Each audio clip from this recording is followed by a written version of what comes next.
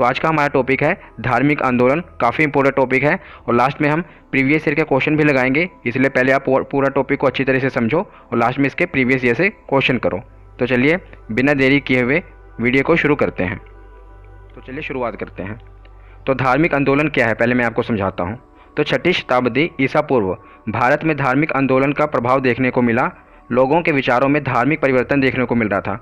मतलब एक लोग जो हैं वो नए धर्म की तरफ जाना चाह रहे थे। तो इस समय भारत में 2 महापुरुषों का जन्म हुआ, एक थे महात्मा बुद्ध और दूसरे महावीर स्वामी।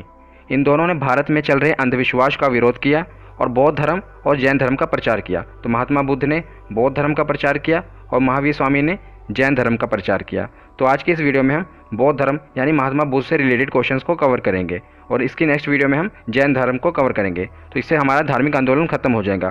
तो आज हम शुरुआत करते हैं बौद्ध धर्म से। तो चलिए अब बौद्ध धर्म के बारे में हम समझते हैं। मैं आपको एक कहानी की तरह पूरा समझाऊंगा और जितने भी मैंने इसमें तथ्य इंक्लूड किए हैं ये सभी एग्जाम में पूछे गए हैं, इसलिए आप इतने ध्यान से सुनिएगा। तो शुरुआत करते हैं बौद्ध धर्म से। बौद्ध धर्म के संस्थापक गौतम बुद्ध थे और इन्हें एशिया का ज्योतिपुंज यानी लाइट ऑफ एशिया कहा जाता है। बहुत ही इंपॉर्टेंट है, लाइट ऑफ एशिया किसे कहा जाता है? तो गौतम बुद्ध को लाइट ऑफ एशिया कहा जाता है। और गौतम बुद्ध का जन्म 563 ईसा पूर्व कहाँ पर हुआ था? कपिल वस्तु के लुम्बिनी नामक स्थान पर हुआ था। तो याद रखिएगा 563 ईसा पूर्व में कपिल वस्तु के लुम्बिनी नामक स्थान पर हुआ था गौतम बुद्ध का जन्म। और इनके पिता का नाम शुद्धोधन था, माता का नाम माया देवी था। ये भी इम्पोर्टेंट है। उसके बाद हम देखते हैं कि इनकी माता की मृत्यु इनके जन्म के 7वें दिन ही हो गई थी। तो जब गौतम बुद्ध जी का जन्म हुआ था तो उनके जन्म के 7वें दिन ही इनकी माता की मृत्यु हो गई थी। तो इनका लालन पालन इनकी सौतेली माँ प्रजापति गौतमी ने किया था। बहुत ही महत्वपूर्ण है। तो इनका लालन पालन किसने किया था? सौतेली माँ प्रजापति गौतमी। तो गौतमी के नाम से ही इनका नाम गौतम पड़ा था। याद रखिएगा, ये भी महत्वपूर्ण है। और गौतम बुद्ध के बचपन का नाम क्या था ये भी पूछा गया है। तो इनके बचपन का नाम सिद्धार्थ था। तो चलिए आगे देखते हैं। तो बचपन से ही गौतम बुद्ध का मन आध्यात्मिकता की ओर था, इसलिए इनके पिता ने इनका विवाह 16 वर्ष की अवस्था में यशोधरा के साथ कर दिया। याद रखिएगा कितने वर्ष में? 16 वर्ष की अवस्था में यशोधरा के साथ इनका विवाह करा दिया गया। और इनका एक पुत्र हुआ जिसका नाम राहुल था। ये भी पूछा गया है, इनके पुत्र का नाम क्या था? तो राहुल था।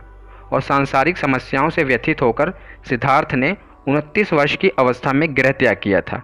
याद रखिएगा 16 वर्ष की अवस्था में इनका विवाह करा दिया गया और 29 वर्ष की अवस्था में इन्होंने गृह त्याग कर दिया, और जिसे बौद्ध धर्म में महाभिनिष्क्रमण कहा गया है। बहुत ही इंपॉर्टेंट, जब इन्होंने गृह त्याग किया था तो इसे बौद्ध धर्म में महाभिनिष्क्रमण कहा गया है। और ज्ञान की खोज में बुद्ध इधर उधर भटकते रहे, फिर इन्हें अलार कलाम मिले। कौन मिले?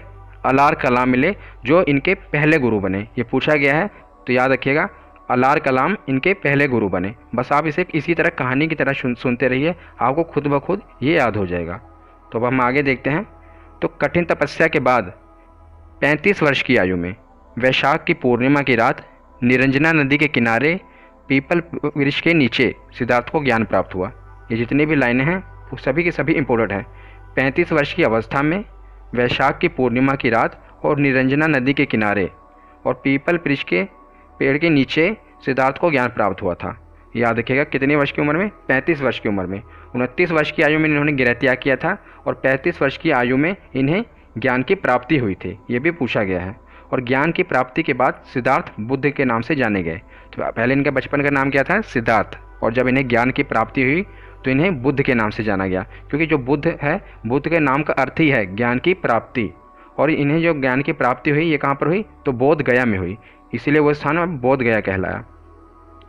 और बुद्ध ने अपने प्रथम उपदेश सारनाथ में दिया।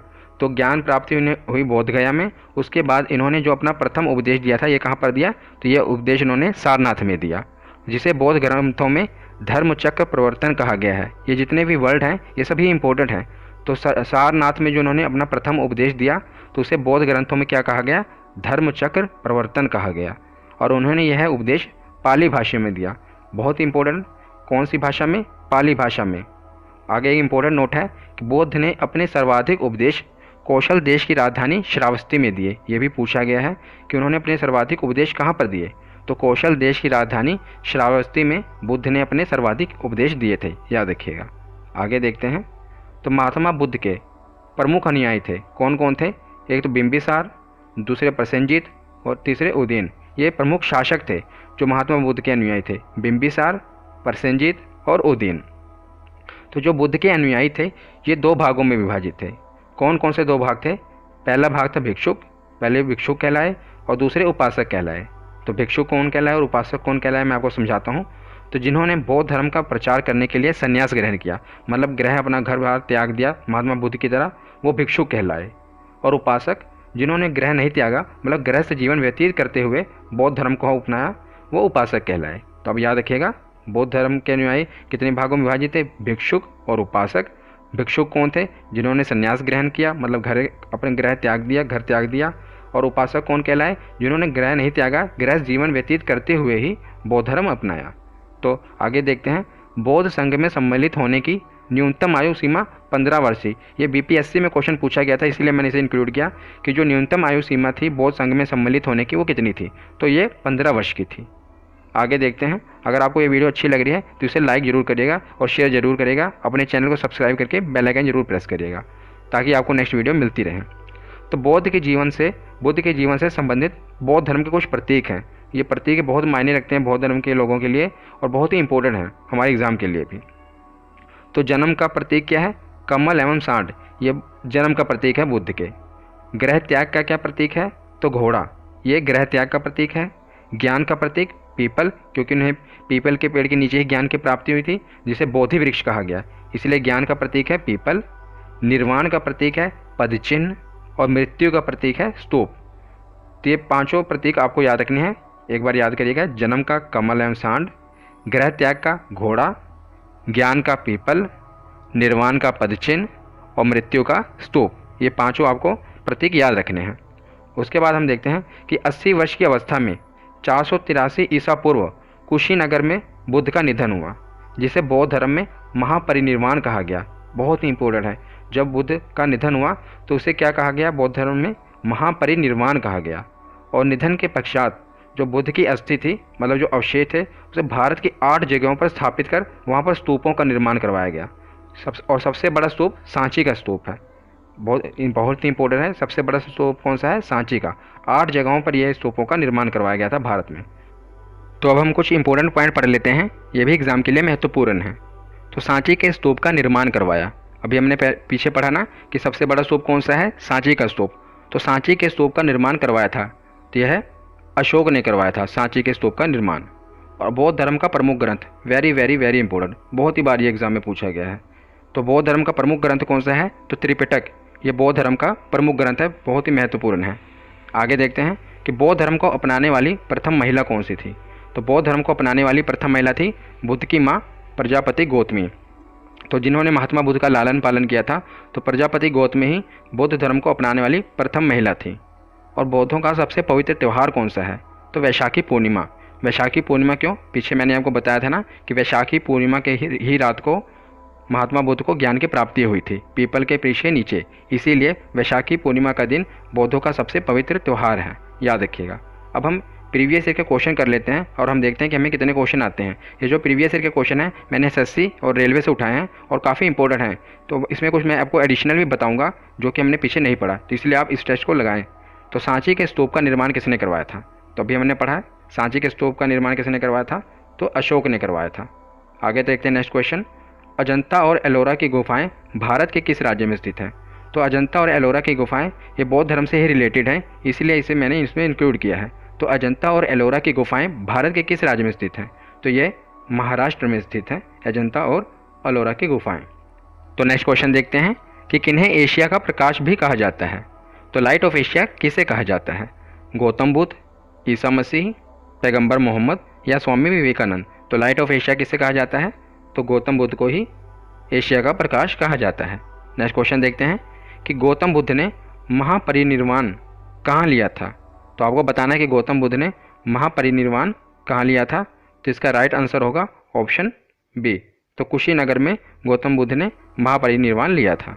नेक्स्ट क्वेश्चन देखते हैं कि सारनाथ स्तंभ का चक्र निम्न से किसे इंगित करता है? तो सारनाथ के बारे में मैंने पढ़ा था ना, जहाँ पर महात्मा बुद्ध ने प्रथम उपदेश दिया था। तो जो सारनाथ स्तंभ है, तो ये इसका एक चक्र बना है, आप ये देख रहे हैं, तो ये किसे इंगित करता है? तो ये प्रगति को इंगित करता है, मतलब लगातार प्रोसेस को, लगातार प्रगति को ये बताता है उसके बारे में, सारनाथ स्तंभ का चक्र। आगे देखते हैं। तो कौन सा स्थान गौतम बुद्ध से संबंधित नहीं है?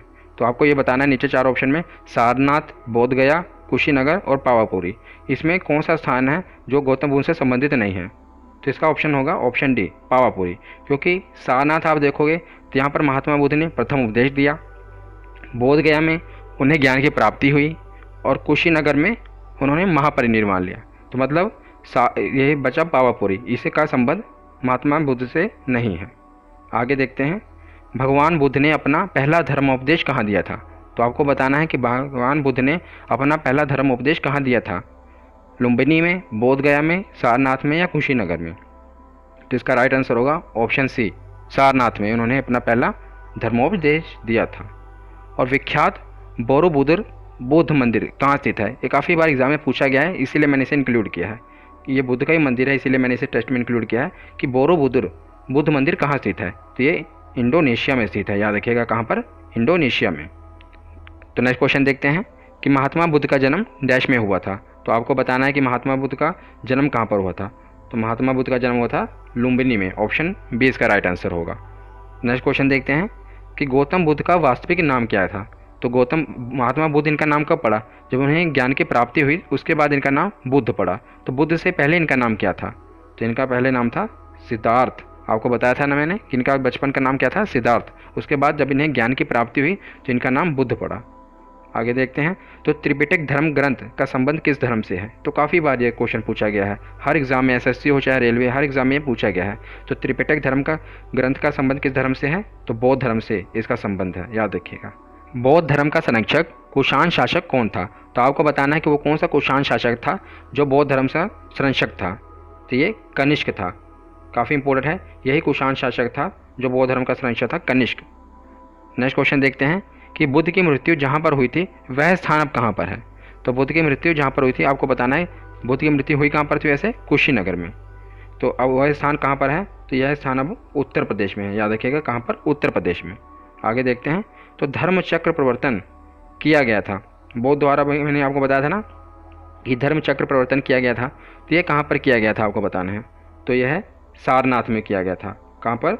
वहीं पर उन्होंने अपना पहला उपदेश दिया था, इसीलिए इसे धर्म चक्र परिवर्तन कहा गया। तो ये कहाँ पर किया गया था? सारनाथ में। नेक्स्ट क्वेश्चन देखते हैं कि बुद्ध की मृत्यु कब हुई थी? तो किस वर्ष में बुद्ध की मृत्यु हुई थी? आपको ये बताना है। तो बुद्ध की मृत्यु हुई थी 483 ईसा पूर्व में। कब हुई थी? 483 ईसा पूर्व में। कहाँ पर? कुशीनगर, जो कि अब कहाँ पर है? उत्तर प्रदेश में है। तो आज का आखिरी क्वेश्चन देखते हैं कि बुद्ध, धम्म और संघ मिलकर कहलाते हैं। तो ये क्या कहलाते हैं? त्रिरत्न। ये त्रिपिटक जो धर्म ग्रंथ है उसी का पार्ट है, त्रिरत्न। तो बुद्ध, धम्म और संघ मिलकर क्या कहलाते हैं? त्रिरत्न। तो आज की ये वीडियो यहीं पर ख़त्म होती है। आशा करता हूँ आपको समझ आई होगी। इसलिए आगे की नेक्स्ट वीडियो पाने के लिए अपने इस चैनल को सब्सक्राइब करें और बेल आइकन को जरूर प्रेस करें।